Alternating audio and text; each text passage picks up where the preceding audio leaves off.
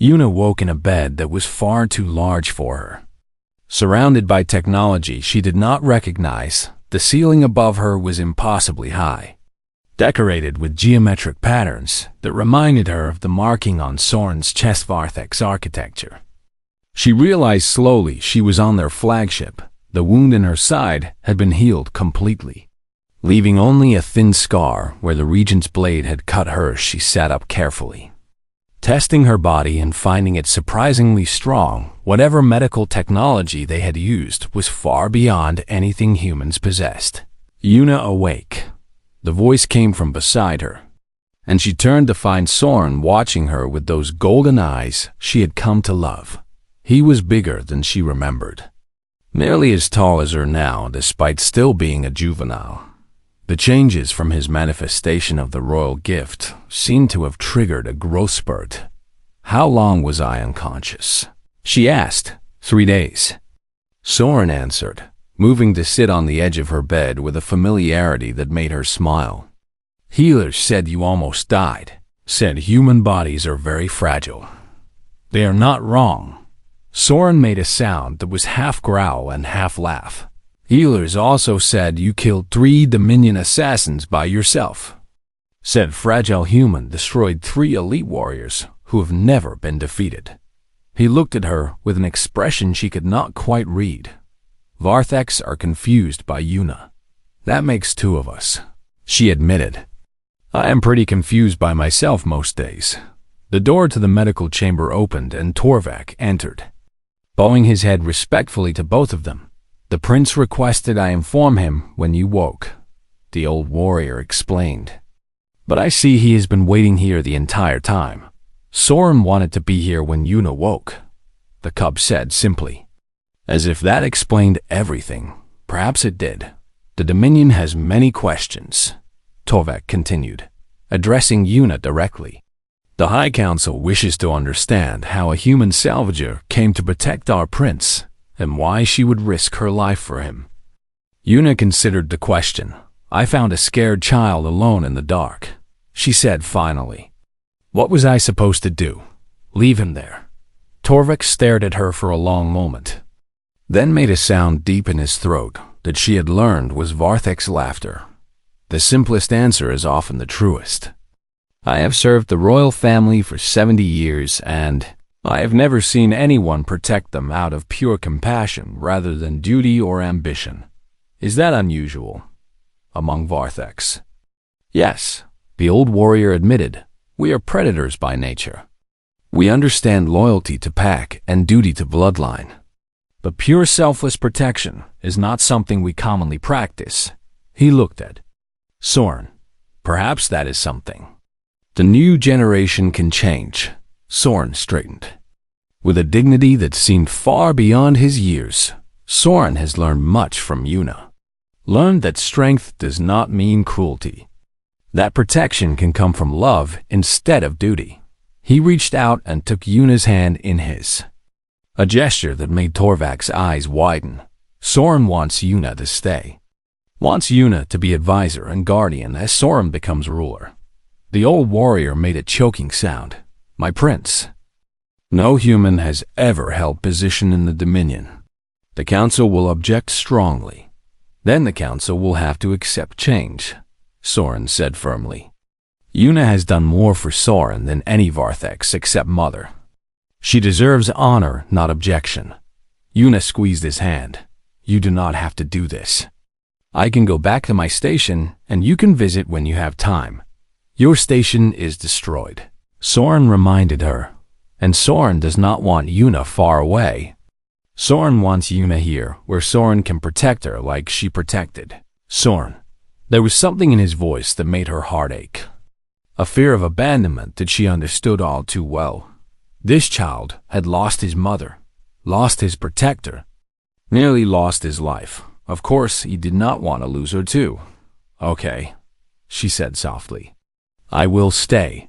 The council session 3 days later was unlike anything Yuna had ever experienced. She stood in a massive chamber filled with Varthek's nobles and military commanders.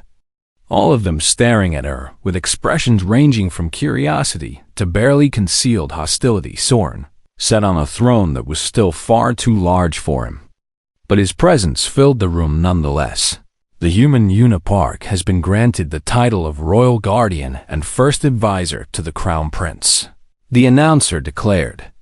Reading from a formal document, she will hold all rights and privileges of a noble of the Dominion. Murmurs rippled through the gathered vortex. This is unprecedented, one noble said loudly. A human in our court, advising our prince.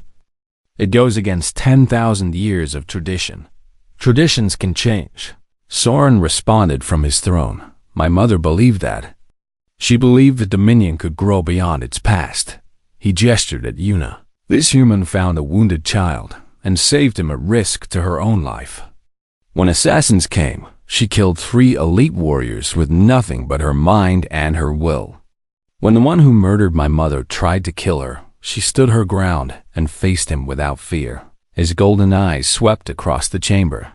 Tell me, honored nobles, how many of you would have done the same? Silence answered him. My mother taught me that true strength is not just in claws and teeth. Soren continued. It is in the courage to protect those who cannot protect themselves, in the wisdom to show mercy when rage demands death, in the ability to see worth in those others dismiss. He stood from his throne, and despite his youth, his presence commanded the room. Yuna Park showed me all of these things. She taught me without trying to teach, led without trying to lead, and she was willing to die for me when she gained nothing from my survival. He walked down from the throne platform and stood beside Yuna, taking her hand in front of the entire assembly. That is why she is my guardian, because she has already proven what guardianship means more than any warrior in this room. The chamber was silent. Then Torvik stepped forward and knelt before them both. I stand with the prince and his guardian. The old warrior declared. Other warriors followed. Then nobles, then commanders, not all of them. But Anayu watched as the Varthex Dominion began to change around her. Months passed, and Yuna found herself adapting to a life she never imagined. She learned the Varthex language, studied their politics, advised Soren on decisions that affected billions of lives across hundreds of worlds. It was terrifying and exhilarating, and nothing like running a salvage station on a forgotten moon. Soren grew rapidly, both physically and in his understanding of leadership.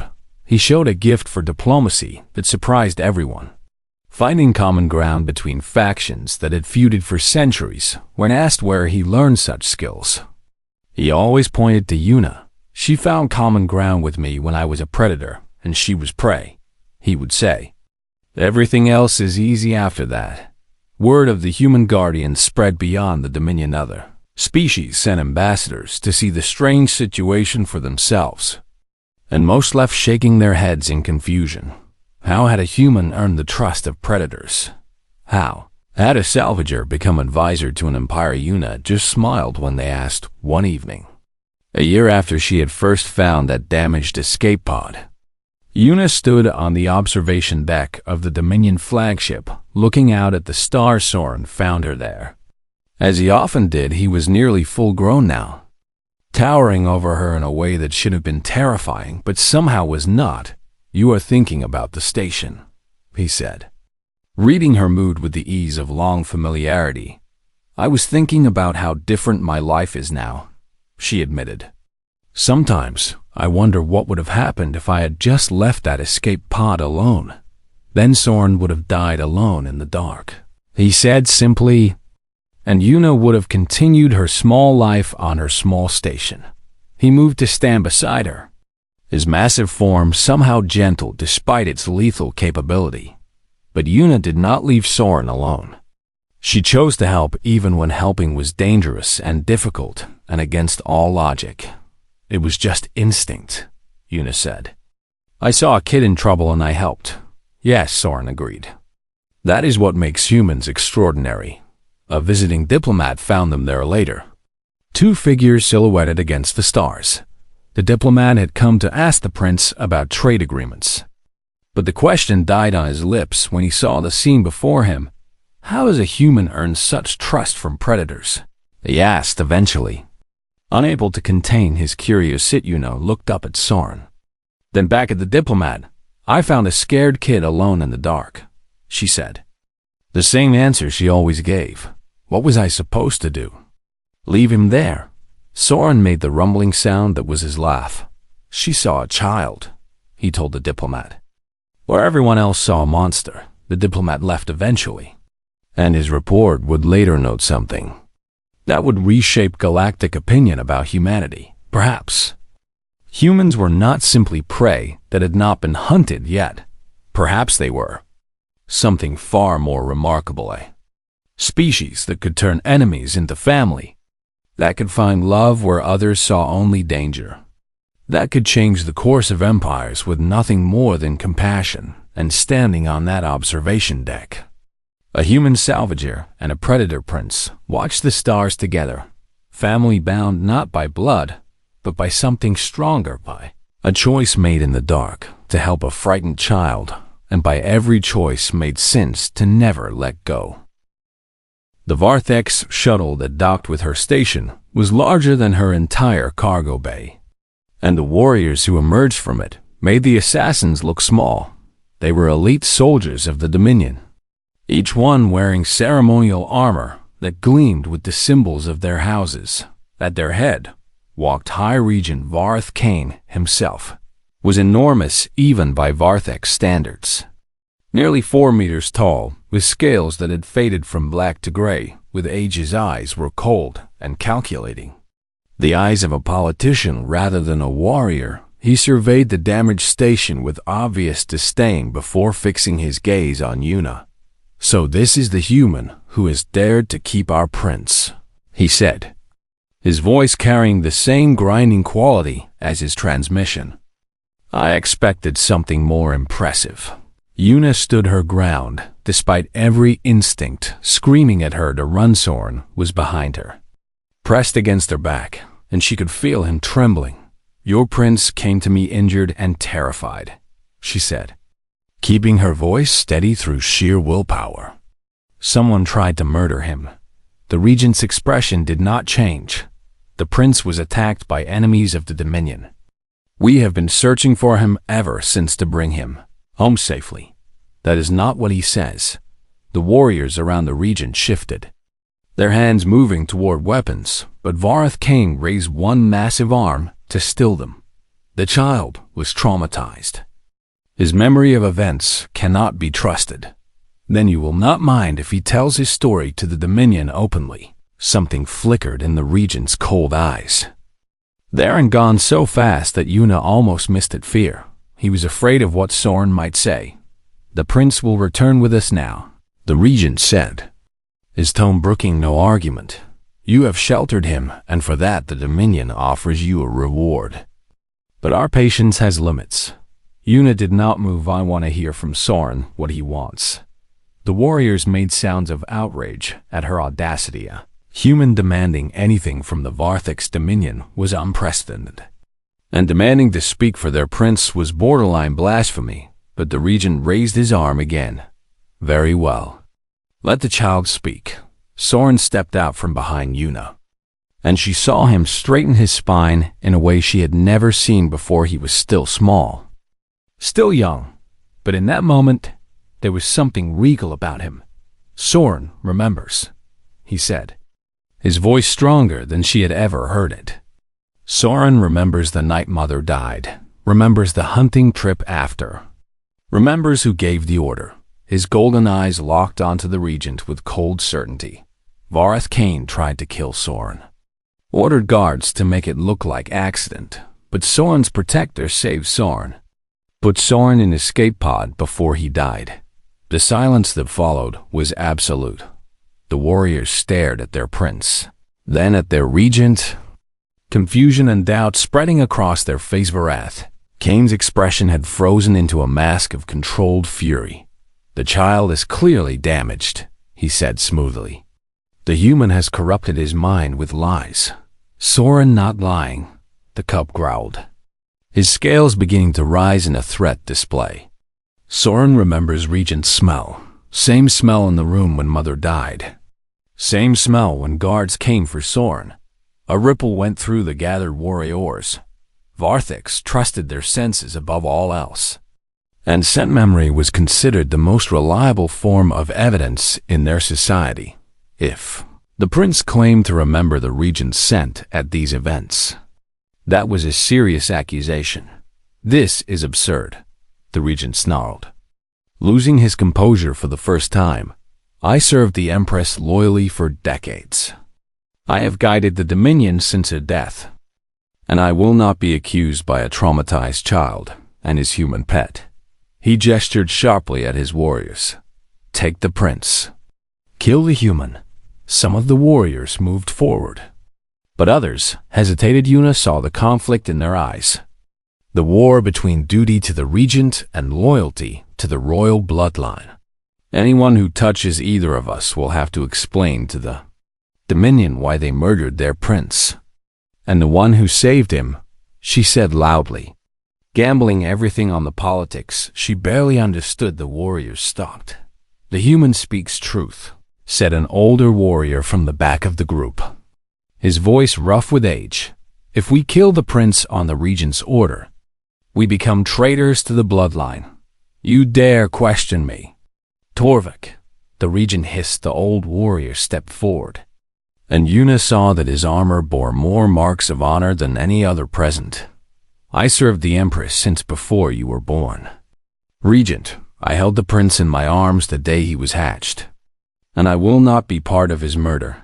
He looked at Soren with eyes that held ancient grief. I believed you were dead, my prince. I mourned you as I mourned your mother.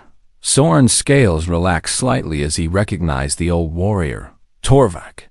Soren remembers. You were mother's shield. I was, the old warrior confirmed. And I should have been there to shield you. I will carry that failure until I die. Enough of this, the regent shouted, drawing a ceremonial blade that crackled with energy. I am High Regent of the Dominion. My word is law until the prince comes of age. And I say the human dies now.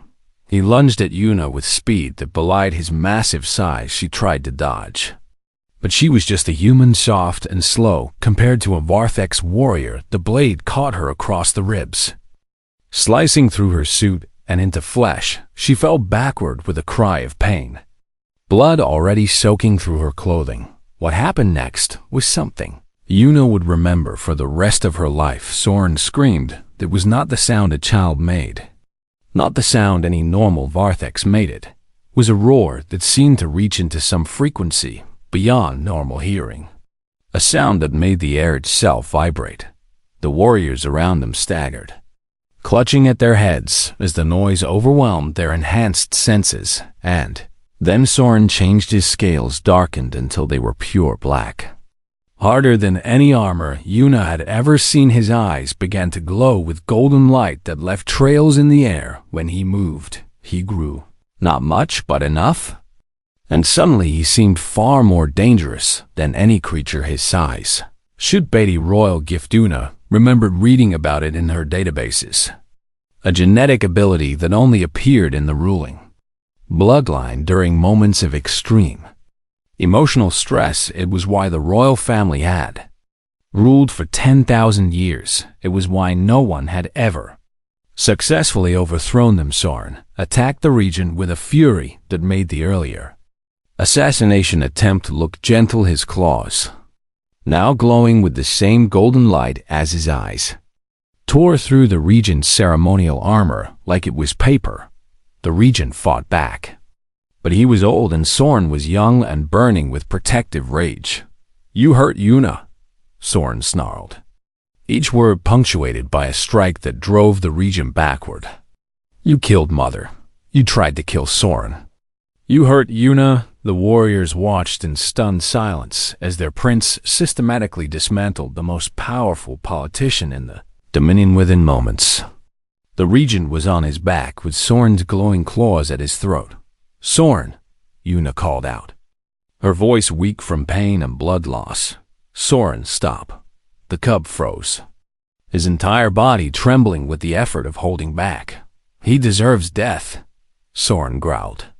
"Maybe," Yuna agreed, struggling to sit up despite the fire in her side. "But you do not deserve to become a killer. Not like this." Not in anger, Soren's glow flickered. "He hurt you, and killing him will not undo that," she said gently. "You can be better than him. You can show everyone that the new ruler of the Dominion does not need to rule through murder." The golden light faded from Soren's eyes as he stared down at the regent for a long moment. Yuna was not sure what he would choose. Then he stepped back. "Guards, take the regent," he commanded, his voice carrying authority that seemed impossible from someone so young. "He will face trial for the murder of my mother and the attempted murder of your prince." Torvik moved forward immediately, lining the regent's arms while other warriors followed his lead. The Vaith old soldier looked at Soren with something like wonder. "My prince," he said softly. "The gift has not manifested so young in generations." Soren ignored him, rushing to Yuna's side and pressing his hands against her wound. "Yuna hurt bad," he said, his voice cracking with fear. "Need healing. Need help." "I am okay," she lied, though the edges of her vision were starting to darken. "I have survived worse." "Yuna cannot die," Soren said fiercely. Soren will not allow it. As Varthek's warriors rushed to bring medical supplies and the station filled with activity, Yuna found herself looking up at the cub, who had chosen mercy over revenge. "I am proud of you," she whispered. Soren held her hand as darkness closed in. "Yuna saved Soren," he said, his voice the last thing she heard. "Now Soren saves Yuna." Mauser spent 3 days helping Yuna prepare the station for what he insisted was inevitable attack. They reinforced doors, set up emergency barriers, and created hidden compartments where Soren could hide if needed. The Kethri merchant had experience with conflict zones and knew how to turn a civilian structure into something more defensible. "This will not stop a full Dominion assault," he admitted while installing a backup power unit. "But it might slow down a small strike team." "You think they will send assassins before the military? The military would bring the prince home as a hero," Mauser explained. "But whoever tried to kill him does not want that. They need him dead before anyone knows he is alive." Yuna understood the logic even if she hated it. Someone powerful had arranged for Soren to disappear, and that someone would not want their crime exposed. "Why are you helping us?" she asked Mauser on his last night at the station. "You could just leave and pretend you never saw any of this." The Kethri's compound eyes glittered in the low light. "Because you are the strangest human I have ever met. And I have met many. Most species would have killed that cub or sold information about him for profit. But you are risking your life to protect a predator child." He made a clicking sound that she had learned was his equivalent of a shrug. "I want to see how your story ends." Mauser left the next morning, promising to send supplies and information when he could. Yuna watched his ship disappear into the debris field and felt the weight of solitude settle back over her. Soren pressed against her leg as if sensing her mood. "Yuna sad," he observed. "Just worried," she admitted. "But we will figure it out together." 3 days later, the assassins Kami Yuna detected their ship on approach. A sleek black vessel with no identifying markings that moved through the debris field with predatory grace. She activated every defensive system she had and guided Soren to the most secure hiding spot they had prepared. "Stay here no matter what you hear," she told him firmly. "Do not come out until I come for you." Soren's golden eyes were wide with fear, but he nodded. "Yuna, be safe. I will do my best." The assassins cut through her airlock with professional efficiency. There were 4 of them, all Varthek's adults wearing black armor that absorbed light. They moved in perfect coordination, sweeping through the station's corridors like shadows made solid. Yuna watched them on her security feeds from the control room. Waiting for the right moment, she had spent 6 years on this station and knew every corridor, every access panel, every emergency system. The assassins were stronger and faster and more deadly than she could ever be. But this was her home.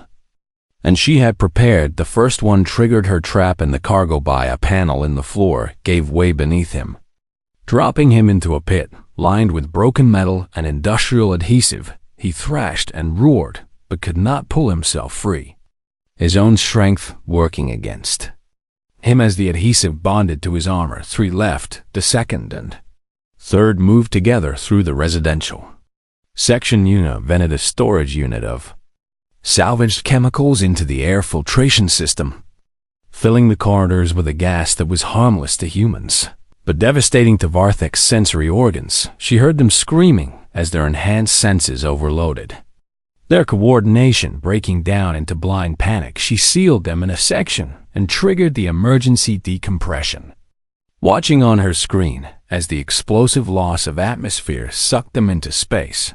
1 left. The last assassin was smarter than the others, had seen what happened to his team and changed his approach, moving slowly and testing every surface before putting his weight on either. Also seemed to have figured out where the control room was. Una grabbed the plasma cutter from her toolkit and moved to intercept him. She could not match him in a fair fight, but she had no intention of fighting fair. The corridors of her station were narrow, designed for humans rather than 3-meter predators. The assassin had to hunch to move through them, and his long arms could not swing freely in the confined space. Una used that advantage. She attacked from doorways and access hatches, striking fast and then retreating before he could respond. The plasma cutter was meant for salvage work, but it burned through Varthek's scales just as well as Starship Hull. She scored hits on his legs, his arms, his back, never staying in one place long enough for him to catch her. Assassin grew frustrated, then angry, then desperate. He started tearing through walls to reach her, destroying his own path through the station in his rage. That was exactly what she wanted. She led him toward the docking bay, the largest open space in the station and the one closest to the outer hull. He burst through the final door and found her waiting in the middle of the empty bay. "Clever little prey," he growled, his voice a rumbling bass that vibrated through her chest. "You have killed 3 of us, but it ends here." "Yes," Una agreed, her finger on the emergency control at her belt. "It does." She hit the button. The docking bay doors exploded open, and the sudden decompression hurled everything not bolted down toward the void of space. The assassin grabbed onto a support beam, his claws digging into the metal as the atmosphere screamed past him. Una was already secured to a wall anchor, her body straining against the pole but holding firm. She watched the assassin struggle against the vacuum, saw the moment his grip began to fail, but he did not go quietly. With his last breath of atmosphere, he pulled out a communication device and screamed coordinates into it. Then his claws tore free, and he vanished into the black. Una sealed the bay doors and collapsed against the wall, her body shaking with exhaustion and residual terror. She had won, but the assassin's final act meant her victory was temporary. Dominion now knew where Soren was. She found the cub still hiding in the secret compartment, his golden eyes huge with fear and hope. When she opened the hatch, "Una, okay?" he asked immediately. "I am okay," she assured him. "The bad ones are gone." He crawled out and pressed himself against her, his small body trembling. "Heard fighting, heard screaming. Thought Una was hurt. I am tougher than I look." She held him close, feeling his rapid heartbeat gradually slow as he calmed down. They stayed like that for a long time, human and predator cub drawing comfort from each other's presence. "More will come," Soren said eventually, his voice small. "I know. Una should leave Soren. Una should be safe." She pulled back to look at him directly, making sure he could see her eyes when she answered, "I am never going to leave you. Do you understand? Whatever comes next, we face it together." Soren stared at her for a long moment, and then he did something that made her heart ache. He pressed his forehead against hers, a gesture that her databases told her Varthex only shared with their closest family members.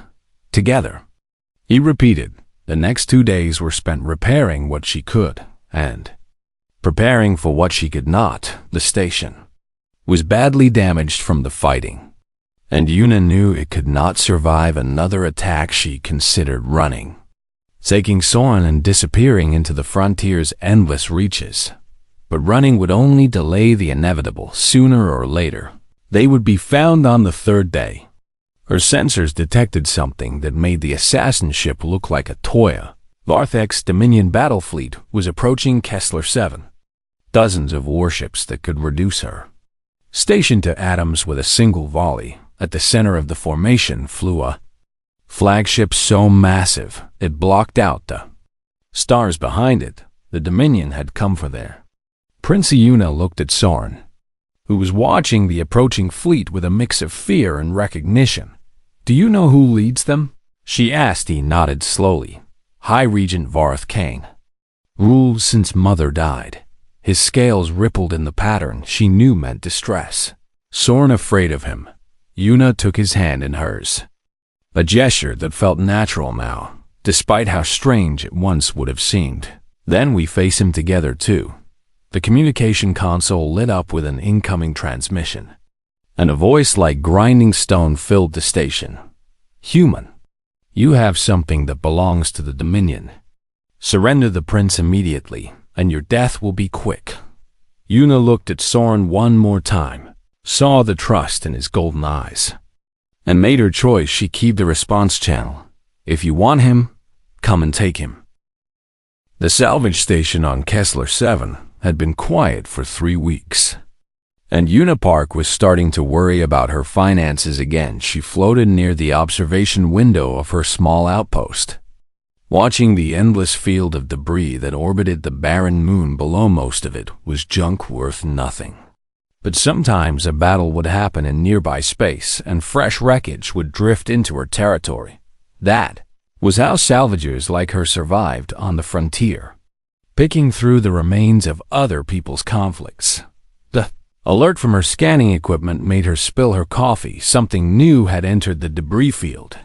Something that was not just twisted metal or burned hull plating. The scanner identified it as an escape pod, and more importantly, it was still sealed and potentially still functional. Yuna grabbed her helmet and rushed to the airlock.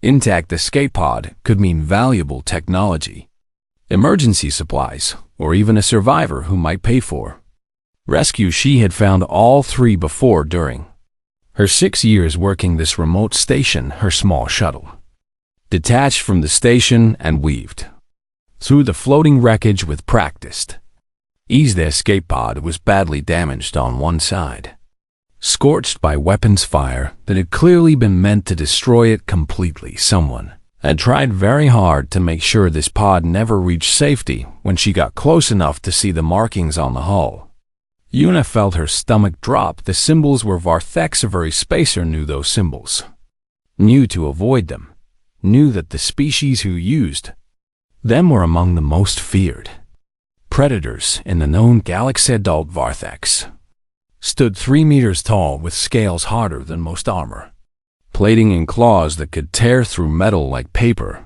They ruled a vast dominion of conquered worlds and viewed most other species as either threats to eliminate or prey to hunt. Yuna should have turned around right then. She should have pushed the pod deeper into the debris field and pretended she never saw it. That was what any sensible person would do instead.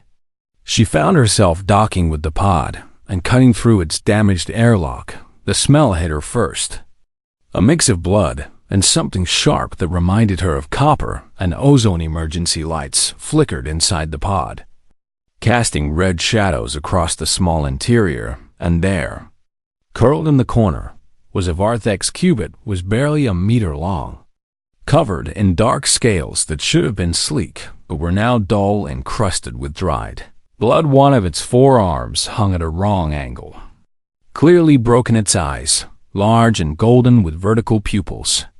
Opened when her light fell across its face. The sound it made was not the roar she expected from a predator. It was small and weak. Something between a whimper and a chirp. The universal sound of a frightened child. Yuna stood frozen in the airlock.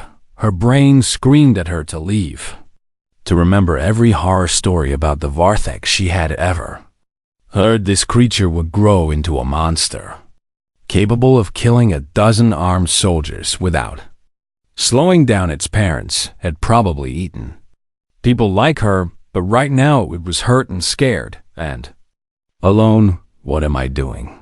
She whispered to herself as she stepped fully into the pod. The cub tried to snap at her when she got close, but the movement made it cry out in pain. Its teeth were sharp but small, and its attempted aggression was so weak that Yuna almost laughed. She had been bitten by station rats that were more threatening. Easy there, little one, she said softly, keeping her voice calm the way she would with any wounded animal.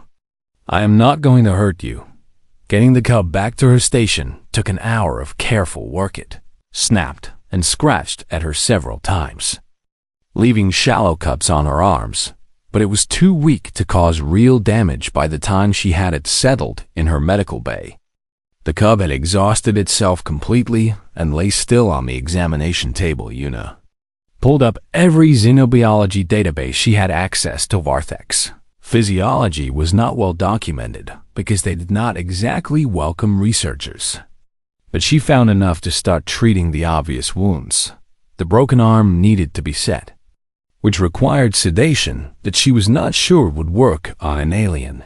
Metabolism. She got lucky. The sedative put the cub into a deep sleep, and Yuna worked for 3 hours straight to clean wounds, set bones, and apply healing compounds that she hoped would be compatible with its biology. Throughout the process, she kept noticing the wounds themselves.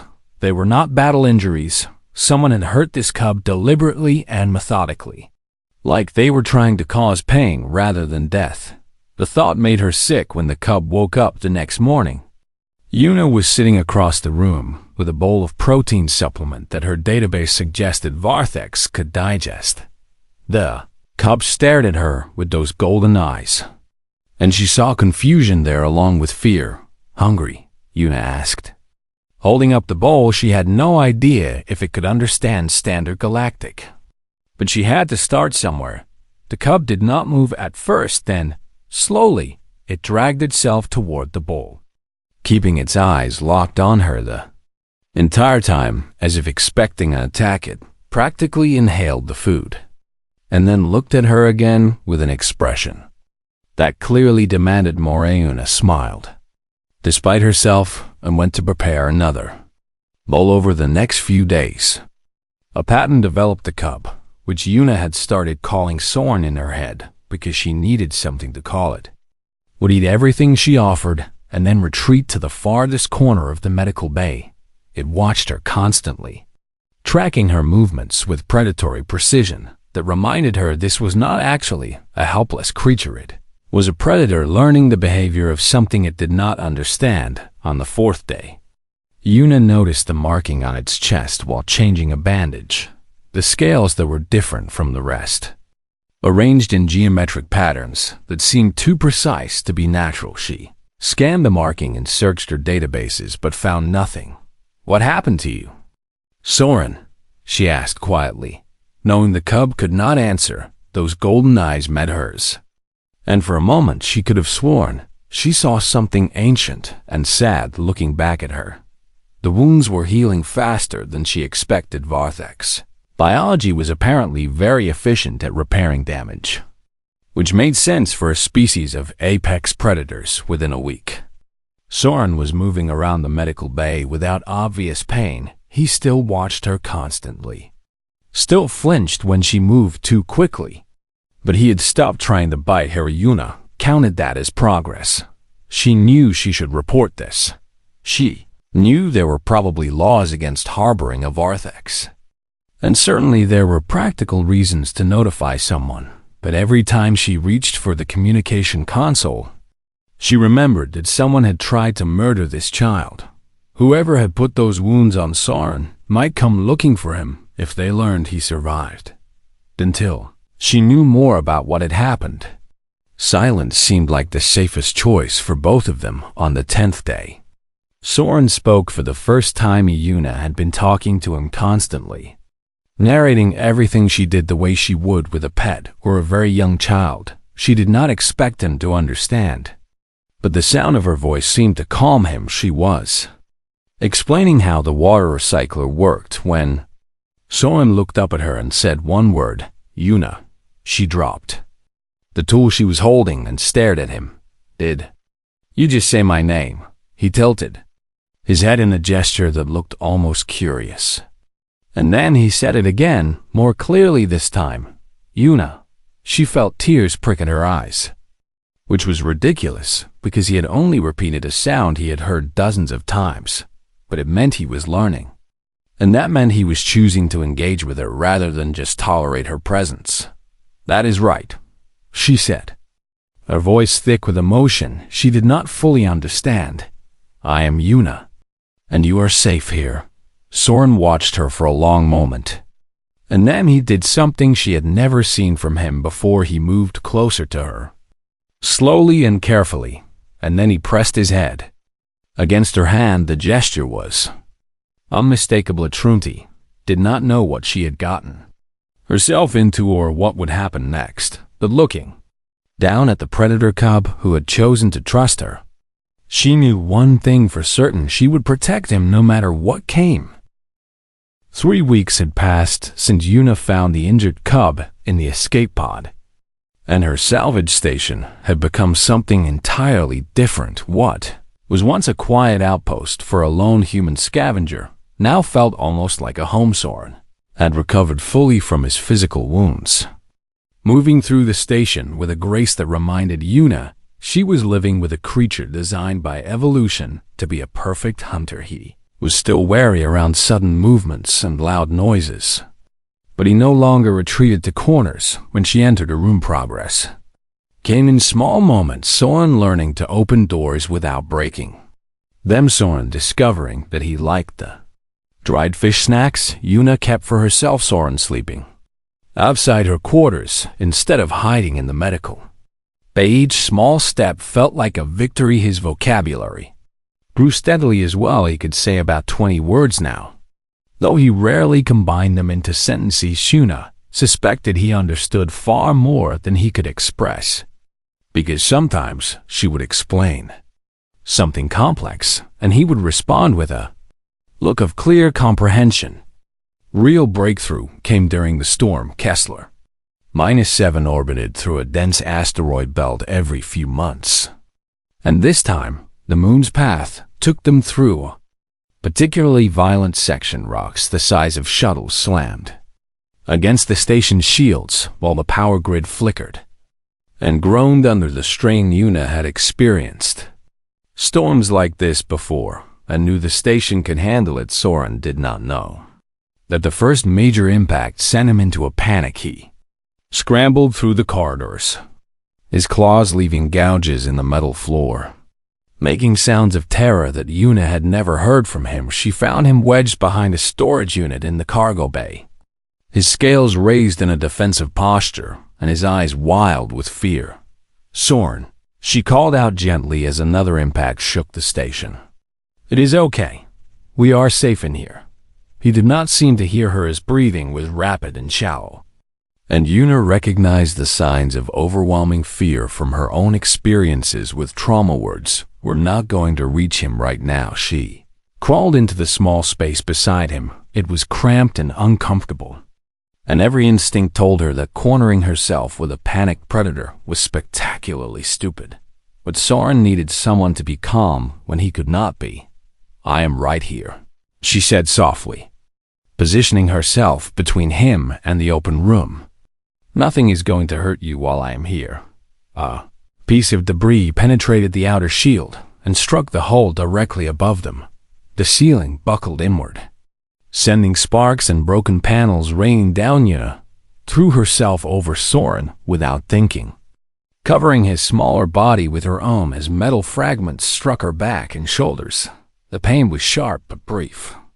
And when she looked up, the ceiling had stabilized, but Soren was staring at her with an expression she had never seen before. She had protected him, the soft and fragile human with no claws or armor or natural weapons, had shielded him from danger with her own body in the world Soren came from. That was not how things worked. Predators did not protect prey, and the weak did not sacrifice themselves for the strong. Yuna hurt, he said, his voice carrying a note of distress as he noticed the blood seeping through her shirt from the cuts on her back. Just scratches, she assured him, though some of them definitely needed treatment. I have had worse from you when we first met.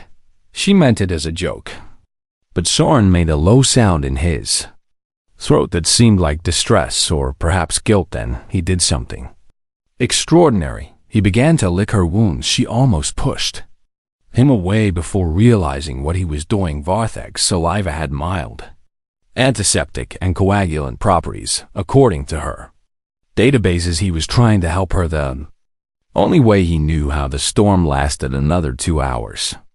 But something fundamental had shifted between them. Soren stayed pressed against her side the entire time, no longer panicking but simply seeking comfort from her presence. When the debris field finally cleared and the station stopped shaking, he looked up at her and said the longest sentence he had managed so far. Yuna safe. Soren safe. She hugged him then, which was probably ridiculous given that he was a predator who could gut her with a casual swipe of his claws. But he leaned into the embrace like it was the most natural thing in the world. After that night, Soren became her shadow. He followed her everywhere, watching everything she did with intense curiosity. He started bringing her gifts, which unfortunately meant she kept finding dead vermin from the station's lower levels, deposited outside her door. The first time she thanked him for a dead rat, his entire body seemed to vibrate with happiness. She realized he was treating her like family, offering food the way pack animals did for those they considered their own.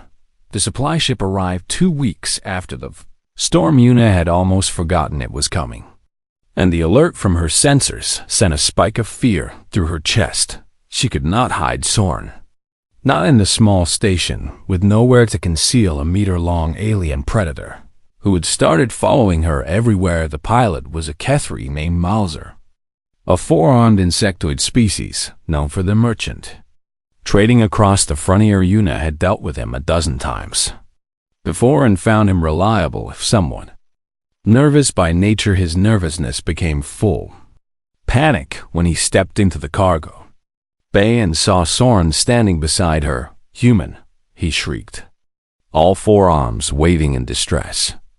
Do you know what that is? That is a Varthex. Why is there a Varthex on your station? His name is Soren, Yuna said calmly, placing a hand on the cub's head to keep him from reacting to the loud noises.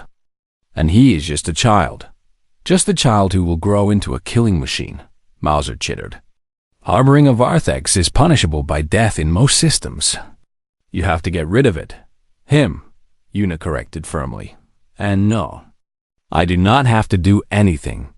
Mauser stared at her like she had lost her mind, which was probably fair from his perspective. Then his compound eyes focused on something, and his entire body went rigid. What is that marking? He asked, pointing at Soren's chest where the geometric pattern showed clearly on his scales. I do not know. I found nothing in my databases about it. Mauser made a sound that might have been a laugh or a scream. You would not find it in public databases, because only about 50 beings in the galaxy know what it means. I am unfortunately one of them because I have done business with Varthex nobles. He took several steps back from Soren, his movements suddenly careful and deferential. That is the royal seal of the Varthex Dominion, burned into the scales of every member of the ruling bloodline since birth. Yuna felt the blood drain from her face. What are you saying? I am saying that Cub is not just any Varthex, Mauser whispered. The Crown Prince of the Dominion disappeared 6 months ago, and the entire Varthex military has been tearing the sector apart looking for him. He pointed at Soren with a trembling arm. You have been sheltering the heir to an empire of predators. Una looked down at Soren, who was watching the conversation with clear understanding in his golden eyes. He had known. She realized maybe not everything, but he had known he was important. Known that people were looking for him. Why did you run? She asked him quietly. Soren's scales rippled in a pattern she had learned meant distress. Bad one's hurt, he said slowly, struggling with the words, mother gone, protector gone. Bad ones want Soren gone. The implication hit her like a punch. Someone within the Varthex Dominion had tried to murder their own prince. You have to run, Mauser insisted. Take him somewhere and disappear. Or better yet, leave him somewhere and disappear without him. Una shook her head. No? No? Human, do you understand what will happen when they find him here? When they find you with him? She looked at Soren. At the cub who had learned to trust her, despite every reason not to. Who had pressed his head against her hand and let her hold him during a storm. He trusted me, she said simply. I am not going to abandon him. Mauser made a sound of pure frustration. Insane human loyalty, he muttered. Fine. If you will not abandon him, then at least let me help you prepare. Because whoever tried to kill this cub will certainly try again when they learn he survived. Una nodded slowly. Then we better get ready. Soren moved closer to her, pressing against her side. The way he did when he was seeking comfort, his golden eyes looked up at her with absolute trust. Whatever came next, they would face it together.